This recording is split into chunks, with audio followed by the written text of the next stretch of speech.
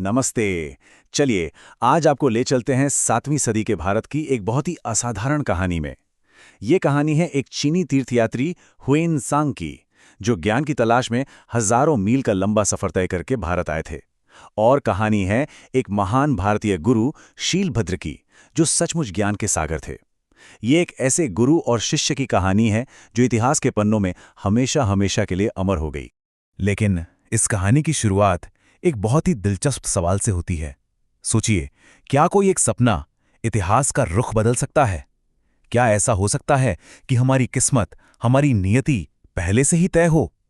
क्योंकि इस कहानी में तो एक सपने ने ही दो महान आत्माओं को मिलाया और दुनिया में ज्ञान किस दिशा में बहेगा, ये तक तय कर दिया। और देखिए, ये कोई ऐसा वैसा सपना नहीं था। ये सपना आया था महान गुरु शीलभद्र को। और वो भी कब? हुएन सांग के भारत पहुंचने से ठीक 3 साल पहले। सपने में एक तरह की भविष्यवाणी थी कि एक चीनी भिक्षु आएगा जो पवित्र धर्म के ज्ञान को दूर दूर तक, दुनिया के कोने कोने तक फैलाएगा। तो आखिर कौन है हमारे कहानी का ये हीरो? चलिए मिलते हैं ह्यूएन सांग से, 7वीं सदी के एक चीनी बौद्ध भिक्षु। पता है, उनके अंदर ज्ञान की एक ऐसी आग थी, एक ऐसी प्यास थी जो चीन में मौजूद किताबों से शांत ही नहीं हो रही थी। उन्हें तो सीधे सोर्स तक पहुंचना था, जहां से ज्ञान की गंगा निकलती है, ठीक वहीं। और वो स्रोत, वो उद्गम था भारत में, नालंदा महाविहार। उस जमाने में नालंदा पूरी दुनिया में ज्ञान का सबसे बड़ा सेंटर था।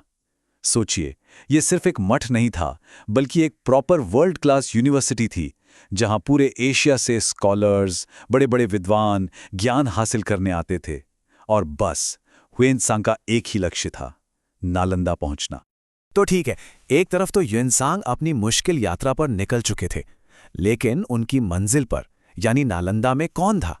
कौन उनका इंतजार कर रहा था? चलिए, अब कहानी में थोड़ा आगे बढ़ते हैं और सीधा नालंदा चलते हैं और मिलते हैं उस महान गुरु से जिनकी वजह से ये पूरी की पूरी महायात्रा शुरू हुई। जरा कल्पना कीजिए नालंदा की, एक विशाल फैला हुआ कैंपस, जहां हजारों छात्र और शिक्षक हैं और हर तरफ बस ज्ञान की ही बातें हो रही हैं, शास्त्रार्थ हो रहे हैं।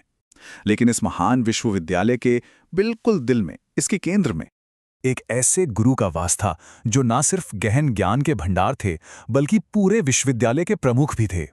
उनका नाम था शीलभद्र। और वो सिर्फ एक हेड या एक आचार्य नहीं थे, कह सकते हैं कि वो नालंदा की आत्मा थे।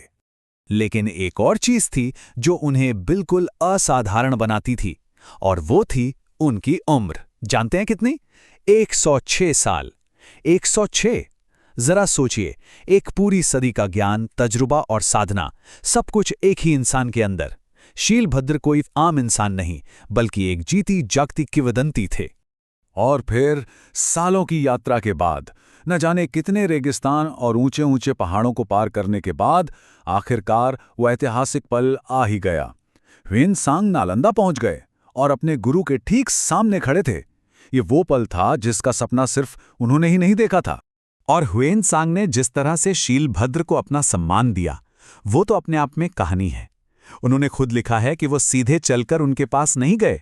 नहीं, वो अपने घुटनों और कोहनियों के बल पर रेंगते हुए शीलभद्र के आसन तक पहुंचे, फिर जमीन पर अपना सिर रखा और उनके चरणों को चूमा। सोचिए, ये ज्ञान के प्रति कितनी गहरी, कितनी असीम श्रद्धा रही होगी। और बस यहीं पर कहानी एक ऐसा अद्भुत मोड़ लेती है जिसकी किसी ने कल्पना भी नहीं की होगी। शीलभद्र ने हुएन सांग का स्वागत एक अजनबी की तरह बिल्कुल नहीं किया, बल्कि ऐसे किया जैसे वो बरसों से उन्हीं का इंतजार कर रहे थे। उन्होंने हुएन सांग को अपने उस 3 साल पुराने सपने के बारे में बताया। जरा सोचकर देखिए, हुएन सांग को उस पल कैसा महसूस हुआ होगा, ये जानकर कि उनकी ये पूरी इतनी कठिन यात्रा पहले से ही उनकी नियति में लिखी हुई थी। तो उस मुलाकात के बाद असली काम शुरू हुआ, क्योंकि ये कहानी सिर्फ किस्मत या नियति की नहीं है।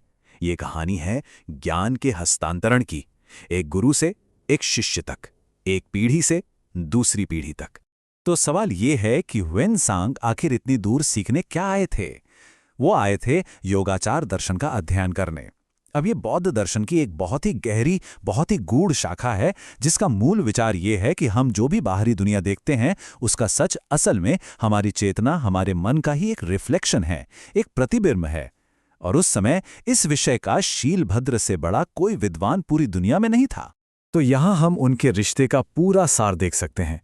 देखिए, एक तरफ थे गुरु शीलभद्र, जिनके पास योगाचार्य भूमि शास्त्र जैसे महान ग्रंथों का सारा गुप्त ज्ञान था, और दूसरी तरफ थे शिष्य ह्वेन-त्सांग, जो उस ज्ञान को सोख लेने के लिए, उसे ग्रहण करने के लिए पूरी तरह से समर्पित थे।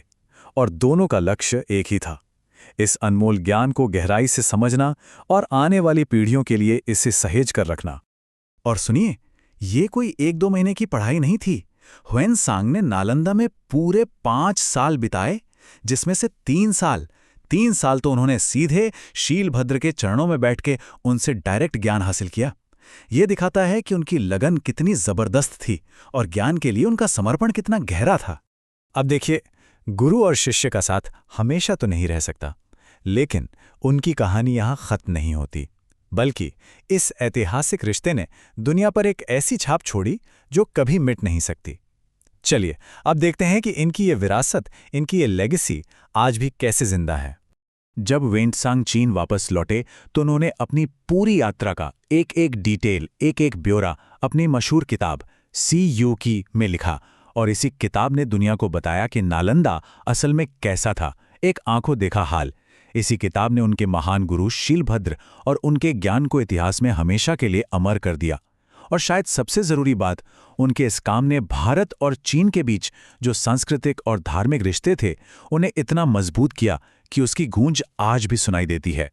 तो ह्वेन-त्सांग और शीलभद्र की ये कहानी हमें गुरु शिष्य परंपरा की जबरदस्त ताकत के बारे में बताती है, और ये हमें सोचने पर मजबूर करती है कि आज के ज़माने में, हमारे आज के दौर में ऐसे कौन से गुरु शिष्य के बंधन हैं जो हमारी दुनिया को, हमारे आने वाले कल को एक नया आकार दे रहे हैं।